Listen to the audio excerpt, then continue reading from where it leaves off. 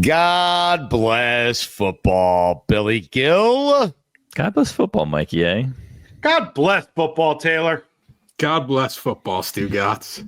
Thank you, Taylor. Mike Wright, the Fantasy Footballers, is going to join us, the number one fantasy football podcast out there. You can get it wherever you get your podcast. We were all shocked to find out that Billy Gil is a fantasy football commissioner. That is a big responsibility, man. Yeah, I hate this time of year because I was just asking around. I was like, when is everyone's draft set? And you guys all have the draft set. And I was like, oh, I'm the commissioner of one of my leagues. I'm the one that needs to set that up. Now I need to start sending out the text like, hey, you guys still in this year? What are we doing? What's a good draft? Now I need to start organizing like 12 people. And this is not, I don't want to be chasing down all of these people who are going to give up in 3 weeks, which is really the thing. Yeah, I love the idea of Billy Gil, the dictator commissioner, like the one that's like, nope, that trade's no good, just cancel it. Nope. Yeah, but Billy doesn't like to be that guy, which is why I'm shocked he took the role of commissioner. Well, someone had to be the adult in the room and someone had to lead. So I stepped up and I said, all right, guys, I'm going to get this league under control. This is ridiculous. Because I was then like telling the commissioner, like, you need to be on top of this. We need to set up a draft. We need to do this. And then finally I was like, I got it. Forget it. Just get out of the way. I'm handling this now. And there aren't very many of these trade controversies because, again, everyone gives up within like 3 weeks and it's just like 4 people participating in the league. And it's quite annoying because if you're going to give up in 3 weeks, ideally don't join the league. But also, if you do join the league and and I know, and everyone knows you're going to give up in 3 weeks, don't make the draft day and time so complicated for everyone else when you're just going to quit immediately. Billy, can I give you a little advice as a vet commissioner to what seems like a newbie? Whoa. You make the draft the same day every year. Every year for 20 years, I've been in a league. So you're telling him to rule with an iron fist is what you're saying. Yeah. No, the draft date is always the Saturday before the season. That's not a date, though. That's like Thanksgiving where it's a different number every year and people start getting their problem. Here. That's their problem. Yep. Billy seems to be offended by you saying he's new to the game. I know. It's like my fifth or new to sixth commissioner. season. New Jeez to being Louise. a commissioner. No, I put in my time. I'm almost tenured here. Billy, how do you feel about the in-person draft? We've gone back and forth on that. We've had in-person drafts. Then we've had some people who could not attend the in-person draft and they'll do it on the computer. And now we do the very unnecessary in-person draft on our computers. So we don't even really have the big board. We're all just sitting in one room on our computers, slowing down the Wi-Fi for everyone else. Not interacting. And then there's always here's the thing. I don't know. So the one that I'm the commissioner of is like my friends and family league, right? So it's a lot of like couples, like husbands, wives, stuff like that, right? And what always ends up happening somehow, and I don't know how it happens every year, is I need to go. This is really the annoying part when you're doing it online. I need to figure out how to pause the draft, and I can never figure that portion out. So I have to go back and I have to figure out right before, and I'm scrambling. I'm like, and it's because it's always the first person with the number one pick is not in the draft room at that time somehow. Every single year, number one pick is not in the draft room, right? And then what happens? It's a husband and wife couple who have the number 1 and the number 3 picks. And they're both using the same device. So then the number 1 pick happens, and then they have to sign out, and they have to sign back on so that the number 3 person can make their pick. In the meantime, the number 2 person is here and is doing absolutely nothing to help me and makes the pick immediately so that the clock starts for the number 3 person while this couple, who we cannot see, is over there trying to sign out and sign back. Everyone has a cell phone. How is it that you guys are using the same device? Because this happens with multiple couples where they're all logging in and logging out, and then I'm pausing, number 1 and number 3. It's like, okay, fine. I have a reprieve until I get to like 19 or 18 and 21, then 22, then 25. And it's like a nonstop pause, unpause, sign in, sign out. I can't do it, man. Anyways, what a wonderful time of the year. Fantasy's back. I love it. He doesn't. Taylor's a problem, by the way. I'm just going to say, overall, he's a problem. But in terms of fantasy, Taylor's the exact person you don't want in your league, who makes the drafting process difficult for everyone, I'm sure, and then quits within 5 minutes. He's never done a league. No, he does. He doesn't. He doesn't quit. see it through. I do just quit. Billy, I have a confession for you. So we're in this group chat. I don't want to hear it. Where we have Go on. I will listen. We're in a group chat, us four, where we put in like, hey, this is who's coming on the show. This is the time. Be ready. Mm-hmm. Mikey A, I've never seen Mikey A so excited. He puts in the group chat yesterday, Mike Wright tomorrow.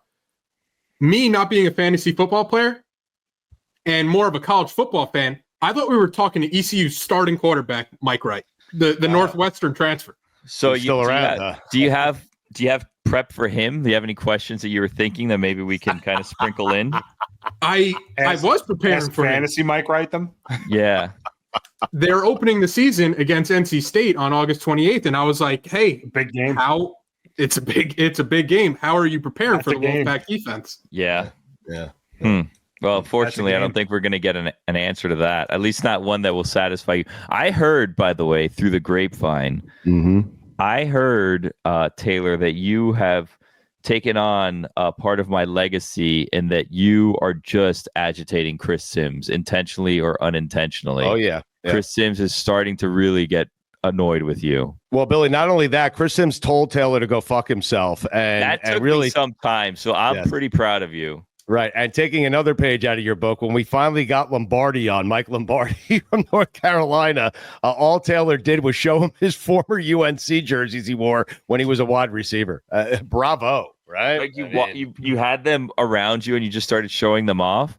Yes. Well, why? We had mentioned maybe redecorating the Hall of Honor at Carolina because he wants to honor the past. And I said, Lombardi, actually, I called him Michael. I got so rattled yesterday. I called him Michael. Yes. You called him Michael. It was weird.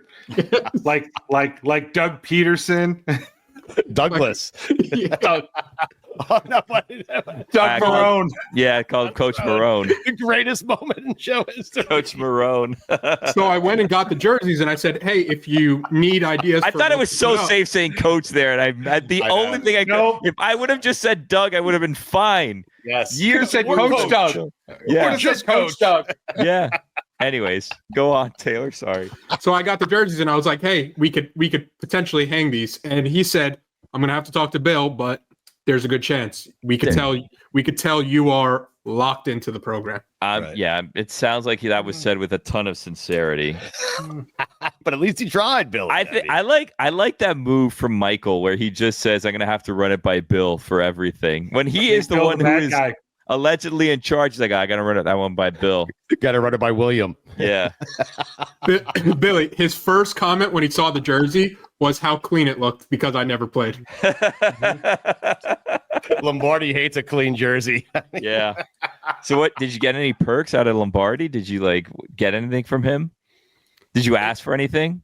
I haven't asked for anything. I was considering asking for a role on the staff, but I didn't want to that be my first introduction. Receiver coach. Yeah. So now we've laid some foundation to then go to Chapel Hill, and we are the Carolina podcast. Wow. Yep. Mm-hmm. We're going to a game, Billy. Yeah. As in God Bless Football, or we as in Inside Carolina? Because I remember there's a double dip situation potential for this. That article did great for Inside Carolina. Of course it did. Of course it did. Mike, wait, hold on. I have one question for Taylor because last year he famously said in the office he made the proclamation where he would not take a quality control job for an NFL team, that it was beneath him. Essentially, he was like, I will not take it. And then it became, well, it depends on the coach, but I don't know. I don't think I would take it. Would you take a quality control job at the University of Carolina on their staff? Under Bill Belichick. So the problem is I don't really see myself as a coach, so I'm just delaying whatever my future is by, what do you see yourself as? What is your future? Not a coach. What is it? What is it? In the mix here, in the mix there, just not coaching. All right. Mix. So you wouldn't take What terrible goals! Just being in the mix. Just as someone comes up to him like, Taylor, we're going to make you full time, give you all these benefits, all you got to, and you get to be a coach on the team, quality control. Like, honestly, it's literally kind of what you were doing before on the team, almost the same thing you were doing before, except you're not getting hit and you're not paying out of pocket. Here, you're getting paid. You get to stand on the same sideline. You get the same amount of playing time. You're get benefits. Right. You're next to Belichick. Like, what do you want? What else does this guy want? He's impossible to please. Mike Wright? Fantasy footballers. Mike Wright next. You ever open up the news and you see, LeBron is now going to give Matthew Berry $7 million to invest in his fantasy company. You're like, LeBron, what are we doing? Come on, we're right here. I don't need LeBron's money. No, we're self-made men over here. Wouldn't turn it down though. Yeah, but you'd like it. Yeah, you take it though. I mean, let's be honest. Well, yeah, of course, but it would have to be $7 million and $1. We got to beat Berry at something. Right. Is LeBron really doing that, Billy? He's invested into Matthew Berry. In the news, yeah. Really? Yeah. I mean, he asked me to invest last year, Berry. I mean, you should have got in. Have $7 million. Yeah, you should. I mean, good. You should have gotten in when the price was the price that you could afford. It was a lot less. Yeah. Mike Wright is with us, the fantasy footballers. It is that time of year again. Mikey A is super fired up here. All we're missing is Nitro. Missing's a word.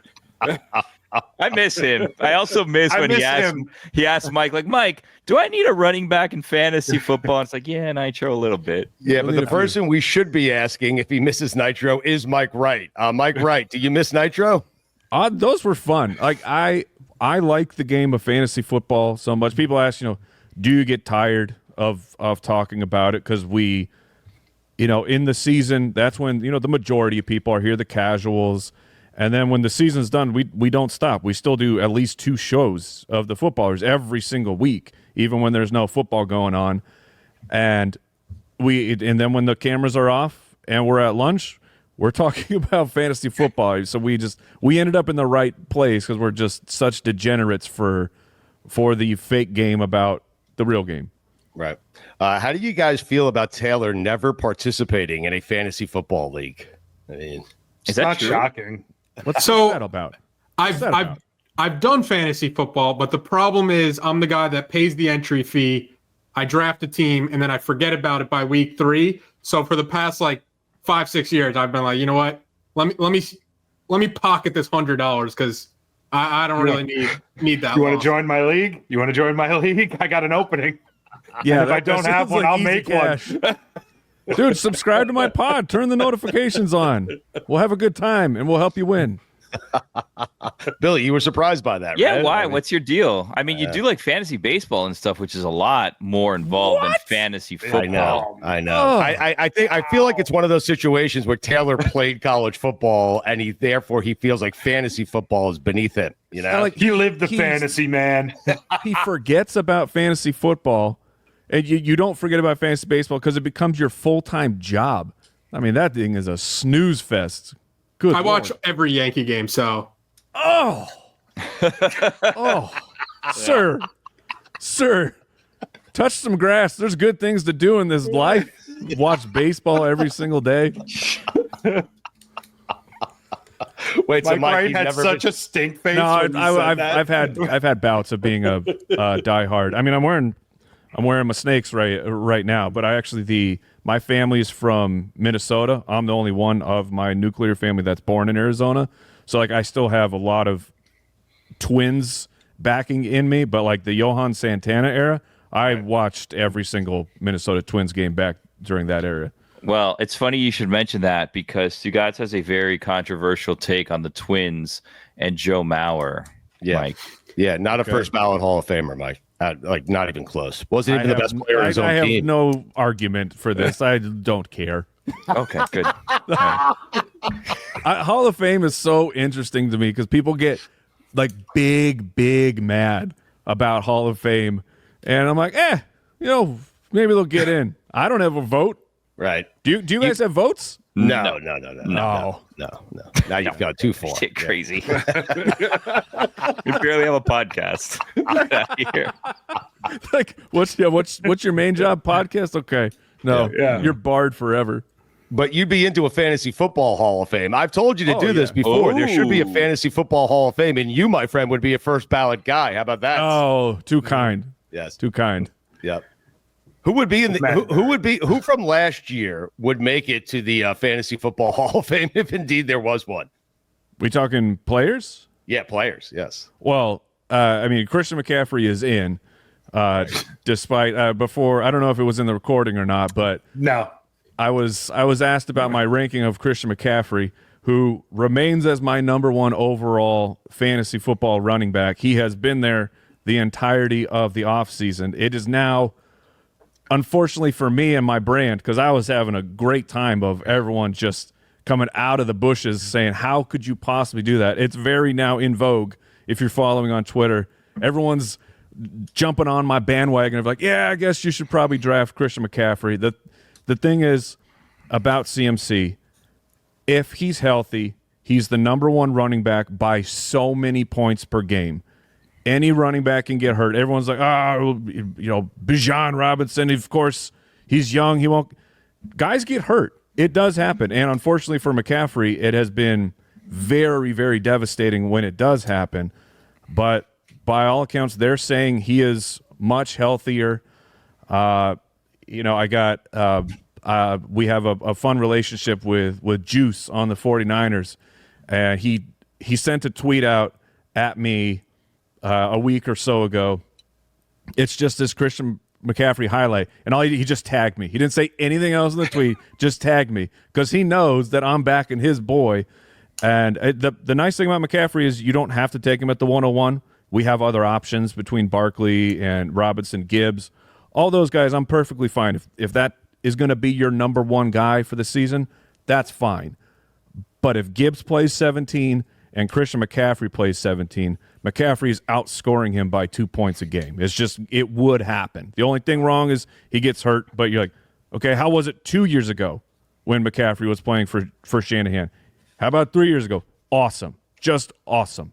And not everyone, like even Robinson, things could go wrong. Like I don't think they will, but like people on that roster they love Tyler Algier.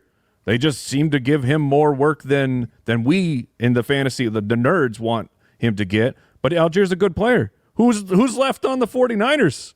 Garendo's already hurt.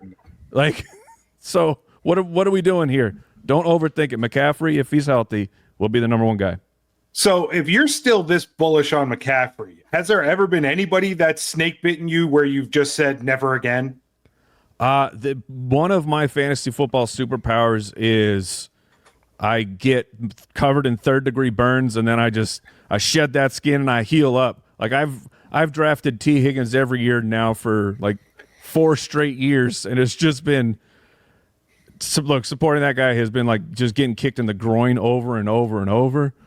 But man, we remain in. Like other people are more in on T. Higgins now this year, so it's like I said, guys, they get hurt. Like Keenan Allen, right? Keenan Allen started. He had the breakout rookie campaign.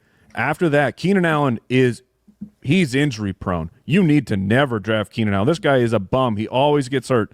Then a couple years go by. Who's an Iron Man catching 100,000 passes a year? Keenan Allen. It just happens, and it's fluky. Where are you on Kyle Pitts? I feel like everyone is having that with Kyle Pitts this year. Like, this is going to be Kyle Pitts' year. Yes. I was alerting everyone that Keenan Allen is back with the Chargers, by the way. Yeah. Yes. Yeah. He is. Which it puts a little bit of damper on my love for Ladd McConkey. But I still think Ladd's going to be good. But for Kyle Pitts, Kyle Pitts is a mystery, man, because the rookie campaign, he looked like he was about to be an elite player, 1,000 yards as a rookie tight end, very, very difficult to do. We just weren't getting the touchdown output we needed for it to be a true dominant fantasy season for the tight end position. And then he kind of gets banged up in these last couple years watching him. It's like,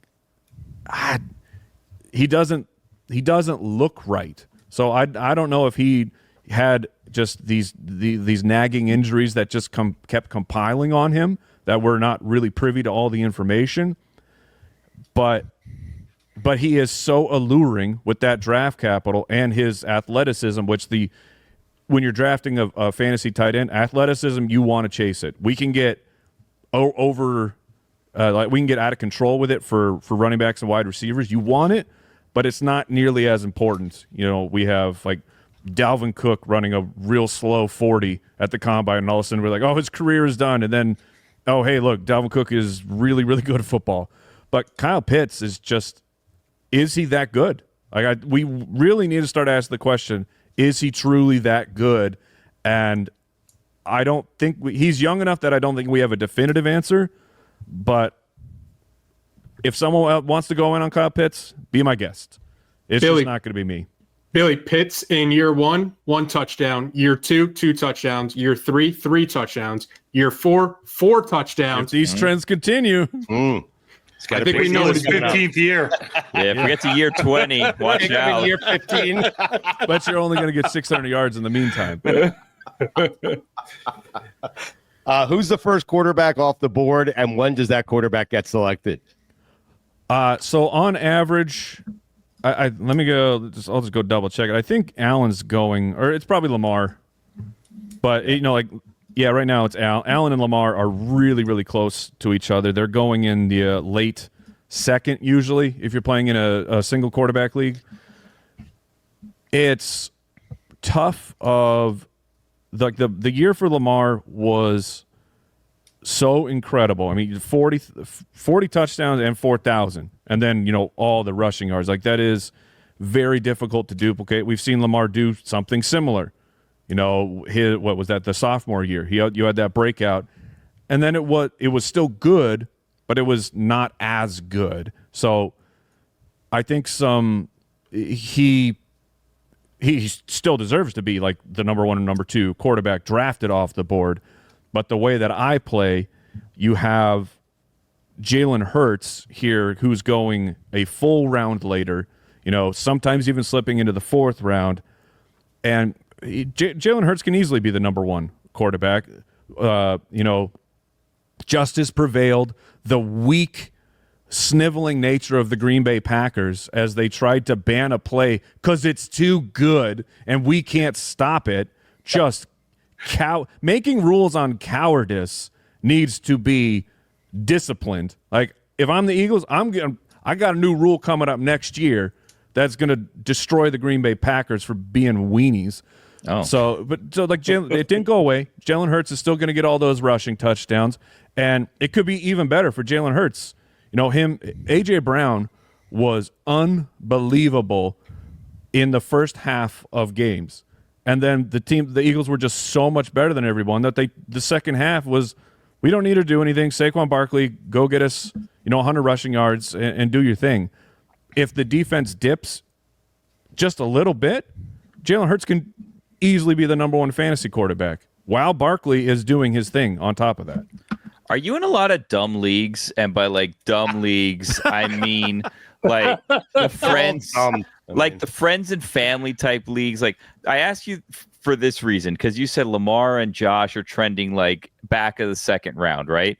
Yeah. I know I will do all of my prep, and I know once I go into one particular league, 3 quarterbacks will be taken in the 1st round, and then everyone starts panicking and scrambling. And I wonder if you, as a professional, are involved in any such leagues where you just toss everything out the window. You're like, I can't figure it out with this league. And then what ends up happening, someone that knows nothing about the game ends up winning the league anyways after having no strategy whatsoever. There is luck in fantasy football. Anyone who is a professional and says otherwise, just don't trust them because they're lying to you. But we say it's getting to the playoffs. If you're consistently doing that, that's skill. You're good at the game. You can't win a championship every year because you can get into championship week like I did, and Jerome Ford, coming off of 2 hot performances, gets hurt in the first quarter. And I lose by 4 points. So it's these things happen. So getting into the playoffs is the skill. When we first started, I was taking on every league that I could get into. It was like I can't get enough. And then I got diluted though of like the leagues that are really important to me. I'd lose some focus on them, or I would make sure I'm focused on that. And then these other leagues I joined, it's not fair to the league because I'm just waiver day comes up, I go, whatever. You guys do whatever you want. I'll figure it out. So I really expanded, and now I've cut it way down. Where I'm in, let's say like 3. Those are my crucial leagues, and then I have maybe 3 or 4 on top of that, and a decent amount of those now are dynasty leagues. So it's not. It's more of just my starts. I don't have to look at the waiver wire as much. This is cutting it down. I mean, yeah. What did it look like exactly when you had a problem and someone had to sit you down? It's like, Mike, this is getting. I mean, you're like 15 leagues? Oh my god! Wow. Ooh. Yeah, Tuesday became the worst day of the year. Right. I don't Christian gotta be McCaffrey honest. last year in all of them. 6 or 7, I'd sit him down and say you have a problem. Like, Well, You guys don't know fantasy football. We are ridiculous people. Mikey, what you said, I don't know if it happens to you, Mike, but what Mikey just said happens to me too, where I have my first draft, and then I'll fall in love with my team in the first draft, and then when I go to my second draft, I'm like, ooh, this guy's still available, and then I have my teams side by side, and they end up being almost identical, which is the worst strategy ever because it's boom or bust with both teams at this point. Yeah, you do get that. That's generally how I play, though. There are people like, oh, you got to diversify. I'm like, okay, unless you're doing, big money leagues, I guess you can do that and try and hedge a little bit. But just I'm an aggressive player of if it doesn't go well for my team in a year, I'm near the bottom of the league because I just take really, really big swings. But I think that a lot of my success is because I do that. And then when you hit, I want to hit in all of my leagues. Well, it also makes Sundays and Mondays very difficult to watch because when I diversify too much, I'm rooting for and against myself the entire day based on the league. Every play, I'm like, this is awesome. No, this is terrible for me. You're like, I need Joe Burrow to score between 20 and 23 points. Yeah. Anywhere under or over, I am really upset. and that's right. But Burrow's having a big game, and that's helping Billy out somewhere, but it's also against the defense he has somewhere else. No, I need Burrow to complete a 40-yard pass and then have that be fumbled on like the 3-yard line so my defense can recover it and run it back 97 yards. But it can't be to T. Higgins. Yeah. And lose to the Jets. Yeah. In that vein, Billy, I find this phenomenon happens every time every time I diversify, I always wind up playing the team almost identical in my other league. Like I always go up against somebody that has almost my identical team. And in that vein, last year, every draft I could get him, I grabbed Tyreek Hill because I said, well, there's 40 points on any given week. And he did not do that. No. So Tyreek Hill, Christian McCaffrey, last season was a rough season for you, man. Oh, yeah. Well, again, diversify. So my question is like, how do you view Tyreek Hill this year? Because we know what he can be. We've seen that. We also know how bad it can be. Yeah, going through his game log, trying to remember everything, the games where Tua was not there those are disastrous games. Like, and Jalen Waddle was one of my, he was my guy for last year, and it ended up not working very well, in part because of Tua was not around. Now the second half, when Tua actually came back, the games for Tyreek were usable. They weren't the number one. You're like, this is the number 1 pick or the number 2 pick. He was for sure the first wide receiver. So when he's only giving you 60 yards a game or so for the second half of the season, it's a bad place to be. Now, moving into this year, the nice thing for him is we call it the risk is built in. It's baked into the ADP. So like people, a lot of times, a guy like Tyreek Hill can have that type of season. Then we go, nope, I'm just throwing that completely in the garbage, and I'm going to draft him still in the first round. We're not doing that with him. So where he is going, it is a very high risk, high reward question or draft pick. And the advice that we're giving on him is, unfortunately, it's wishy-washy because it has to be, do you believe that he has lost something? Or do you believe that last year was a product of, he had the off the field situation of trying to get to the game and the reports where he got his wrist hurt. And then there's some people who have deeper analytics of his separation. They're trying to track separation between him and the defenders, and that's actually, it got worse last year, that's not just your wrist. So I unfortunately, I don't have great advice on him of just, if you think he's lost it, then let somebody else hold the bag. If you think that if you watch him and it's still there, then it could become one of the best picks of the entire draft. Right. Oddly, he had his best game after getting arrested. I mean, right. It was the one good game he had. A little bit upset too. Yeah. Mike, how does this work for you? So a guy like Jerome Ford, you got to the championship game, he gets hurt, you lose that game. Will you ever draft him again? So this was on my dynasty roster, so I just have him forever. So the Quinshon Judkins news has broken in my favor in that where Jerome Ford looks like he will be the locked-in starter for the Browns for the time being. The latest report I saw look, guys, we're in our parents' basement talking about fake football. I'm not a lawyer. And somehow I have to pretend I'm a lawyer when it comes to these situations because it's just outrageous of what is there's at least two of them a year. Like you have this, and we have the Rashee Rice situation where he did it. He got in trouble for it. We just haven't seen what the suspension is going to be. Not yet, anyways. But so, like, for Jerome Ford, it just one game. That's not going to talk me out of Jerome Ford. Right. Is the opportunity there? Is the team going to be okay? If it's Joe Flacco, I think the team will be okay. So, yeah, Jerome Ford right now is a pretty good late-round pick. I guess what I'm asking is, do you have a list of players who have burned you in the past that you have sworn off and you will never draft them again? Sure. The only guy, and no, people always get back into my good graces, but DeAndre Swift was on that list for a little bit for me because in my main league, we call it our league of record. This is one where you keep three guys, but you can trade your future picks. So every single year you have teams selling their future draft for next year to buy for this year. And I used my my deepest resource, my highest pick I could to go get. This was back on the Lions years. And he was a little bit hurt at the time. So I was like, this was the only reason I was even able to trade for him. And I traded my highest pick I could to go get him. And it ruined my year because I was stuck with him. And I was not happy with DeAndre Swift for a while, but he's back to being interesting. Okay. How do you feel, Mike, about people who outsource the drafting of their team to others? Who does that? I mean, why?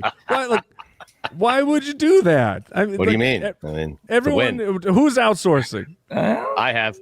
Yeah. Come on, man! Draft. We literally have a shirt that says "Draft Day is my Christmas." It is the best day of the year. Mike, in defense, I did it for baseball because it's too time consuming. Yes. But Mike, I would outsource the whole thing. He has a guy named Inferno that he pays to kind of manage the teams for him.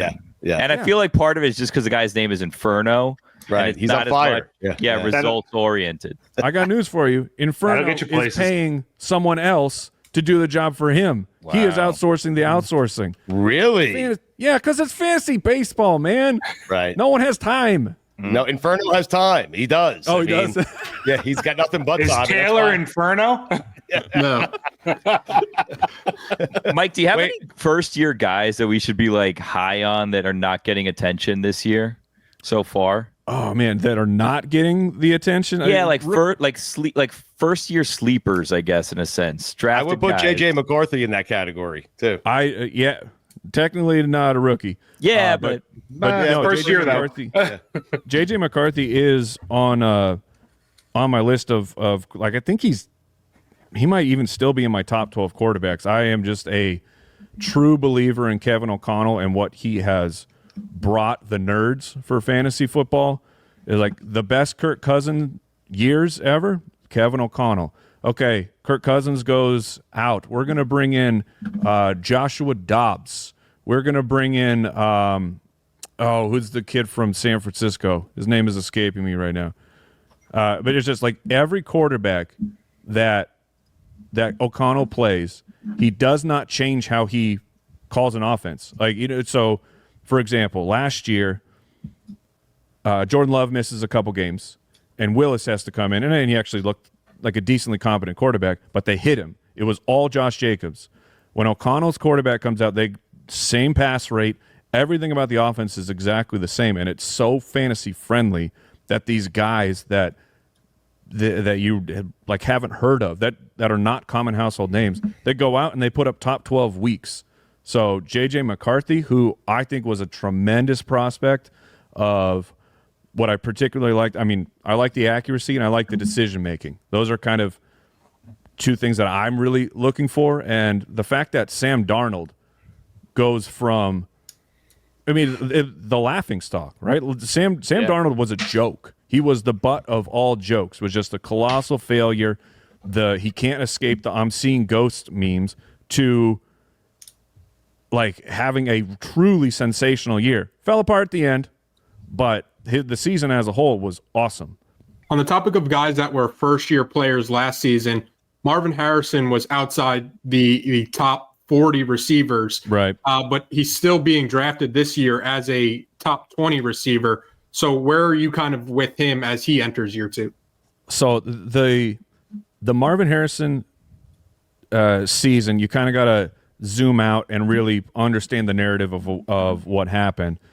The number 4 overall pick, Kyler Murray's his quarterback. There's a lot of opinions on Kyler, but Kyler when he had Hopkins was awesome for fantasy football. So this is a quarterback who can support a true number 1. The number 4 overall pick, the son of, like, the pedigree's there, the son of a Hall of Fame player. We got to be all in.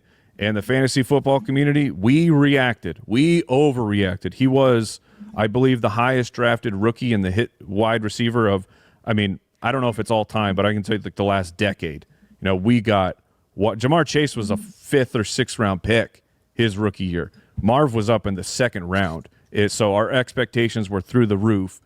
They did not happen, but that's where you got to zoom out a little bit of almost 900 yards, 8 touchdowns. That's actually a pretty good rookie season. It's not what you hope for the number 4 overall pick, but we've made the parallels of DK Metcalf. DK Metcalf's rookie year looked very similar to what Marv did, and then the next year, I think he was the wide receiver 6 on the season. Talk about DK Metcalf. Like, this is the type of profile you got to bet on to make a big jump. Now, the price in your draft it can be a little scary considering things in Arizona are still the same. I think that the OC was incredibly bland and had no creativity, and we didn't get Marv any easy touches. Everything he had to do was down the field and really make the play, and the connection between him and Kyler just wasn't there yet. I think, though, have you seen his triceps? I mean, good Lord, this dude is yoked now. Yeah. But with all of that and the profile, he is a player that it would not be surprising if he jumps in the top 10 and next year it's like everything is, it's great. It all worked out for Marv. Mike, what do you do with a guy like Ashton Jeanty? You draft him. You draft him. Well, that goes without saying, but where do you draft him? He's a rookie running back. So. Sure. So let me look at running back wise. He's so mad at that answer. I know. Because they know what I meant, and it's such a great response. I'm not mad. I'm mad at myself for asking it like that. If you want to know the truth, when I say draft him, I mean draft him where he is going. Like, right. I'm not taking him over Barkley, Robinson. I personally wouldn't take him over Christian McCaffrey, although I think that most of the fantasy football people would disagree with me on that. Because he got hurt. So what? So what? Get out of here. But Ashton Jeanty is is so alluring of the numbers. I don't have the numbers off the top of my head or in front of me, but it's like guys who are drafted that early at the running back position, it just works out. You know, Barkley, Zeke, Fournette's year wasn't as good as theirs, but it was still fantastic. And I can't imagine that Pete Carroll is on board with drafting a running back for that team at that high up in the draft. Like, that team needs some help. I think the Raiders have done a really, really good job of trying to overhaul the best they could over one offseason. But to take a luxury pick, as some will call it, at that point, you got to use him. And then who is the true number 2? Mostert? Like, Ashton Jeanty can do everything for you. He's young enough that you can give him 300-plus touches. And I personally am one of the stands for Geno Smith. I think that Geno is a much better quarterback than people like to give credit for. He's extremely accurate. The fact that Pete Carroll came back to football and then said, no, give me that. That's who I want. Like the guy who I was with at the end. I think that says a lot of his trust for the offense. So Jeanty should catch, 30-plus passes, hopefully 40. And then it'll come down to, do we get 8 or more touchdowns on the ground to be happy? But I'm taking him at ADP. Last question for me. The running back that you can kind of wait around for. Last year was Alvin Kamara. I got him late in the draft. A running back that you can get great value on later in the draft. So, Kamara kind of is that again, but good Lord, the vibes out of New Orleans are so bad of that Spencer Rattler is really outplaying Shuck, which the hope was we don't know if Shuck is any good, and if he's really getting outplayed by Rattler, it does not speak highly for the situation. But Kamara can catch 1,000 passes. The guy I will throw out, I'll give you 2 names. One is just, this is a Mike Wright special of guys you can't quit. I can't quit Kenneth Walker. I think that he is one of the best running backs talent-wise in football. Yeah. And the stat for him that is insane is when it comes to running backs, yards before contact, he's like almost dead last on the list, meaning he is getting hit behind the line of scrimmage. And yet the player last year who forced the most missed tackles per touch, making guys miss him, was Kenneth Walker. Like, he is an electric talent. He seems to be made out of old, wet newspaper and just tears apart at any moment. But with the new system, it's a Kubiak run system. I will buy into that every single time. I think that helps the offensive line. So I'm very in on Ken Walker. And then the other one is the old vet. It's James Conner of the Arizona Cardinals, who keeps outperforming what we think he's going to do. We keep leaving him for dead in fantasy football drafts. He's old. Doesn't matter. The dude is still an absolute dog, and he is the guy. There's some whispers of Trey Benson getting more work, but when it comes down to it, I don't know how they take James Conner off the field. Billy, what did Kenneth Walker do to you? I mean, no, the thing with Kenneth Walker that's interesting, because we were talking about before, right? Like, this is also the Kevin O'Connell effect, right? Because they had Sam Darnold, but they were happy to just let Sam Darnold go, who's now going over to Seattle. So we're going to see how changed is Sam Darnold actually. And if he's not actually changed, then Kenneth Walker could get you a lot of points this year. I think he's going to be very featured as well. We saw before last year, the idea of Kenneth Walker catching that many passes, people would have laughed you out of the room. Like, he didn't do it in college. He didn't do it his first 2 years in the league. He can't do it. Scheme changes. Look who could catch the football. A professional football player who was drafted in the second round. I can't let you go without at least asking about the Jets. And we all know that Breece Hall is probably going to be a bust this year. You seem to be high on Garrett Wilson. Justin Fields we both like, but the guy I'm most curious about is Braelon Allen, because everything is going to be that Detroit system where it's 2 running backs. And if Braelon Allen is going to be that David Montgomery type, that goal line guy, he's going so late in drafts. Is he a guy we should be buying a little earlier? Yeah, when you're getting at the end of the draft, and people, we contextualize them because we call them your insurance running back, the guy that will only get work if the starter is to go down.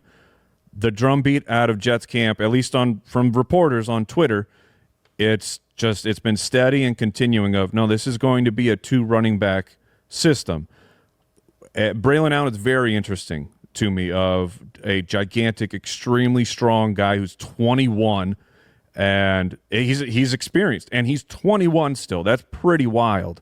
The downside case for that would be, of course, Glenn wants to have his version of the Detroit Lions.